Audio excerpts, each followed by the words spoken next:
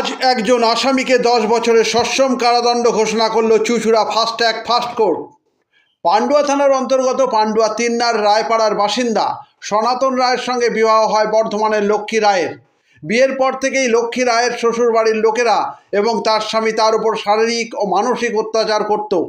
13/7/2020 তারিখে এক ব্যক্তি খবর দেয় লক্ষ্মী রায়ের বাড়িতে লক্ষ্মী রায় বিষ খেয়ে আত্মহত্যা করেছে এবং তার দেহ শ্বশুরবাড়ির কিছু দূরে পড়ে আছে, যার এসটি কেস নম্বর 1012021 এবং এসসি কেস নম্বর 562020। মামলা চলতে থাকে 5/2/2026 মহামান্য চুঁচুড়া আদালত ফাস্ট ট্র্যাক ফাস্ট কোর্ট জজ সাহেব পীযূষ কান্তি রায় 498A ধারা এবং 306 ধারায় আসামি সনাতন রায়ের বিরুদ্ধে সাজা ঘোষণা করেন। 306 ধারায় 10 বছরের সশ্রম কারাদণ্ড ও 10,000 টাকা জরিমানা ও 498A ধারায় 3 বছরের সাজা ও 5,000 টাকা জরিমানা। এই মামলায় সরকারি আইনজীবী ছিলেন additional public prosecutor Subrata Bhattacharya. আসুন তিনি কি বলছেন শুনবো। চুঁচুড়া থেকে প্রবীর ঘোষালের রিপোর্ট। সনাতন রায়ের সঙ্গে পরবর্তীকালে দুটি সন্তান হয়। দুটি সন্তান হওয়ার পরে তার মানসিক শারীরিক অত্যাচার অত্যন্ত বাড়তে থাকে। এই সন্তানরাও তাকে প্রোটেকশন দিতে পারেনি, বাচ্চা ছেলে দুটো। পরবর্তীকালে তাকে মদ খেয়ে এসে অত্যাচার করতো ক্রমাগত, এবং রাত্রে টাকা চাইতো, মদ খেয়ে টাকা দিয়ে নাহলে মারবো, এইভাবে অত্যাচার করতে করতে পরবর্তীকালে বাড়ি থেকে রাত্রি 8টার সময় 13/7/20 তারিখে রাত্রি 8টার সময় নিখোঁজ হয়ে যায়।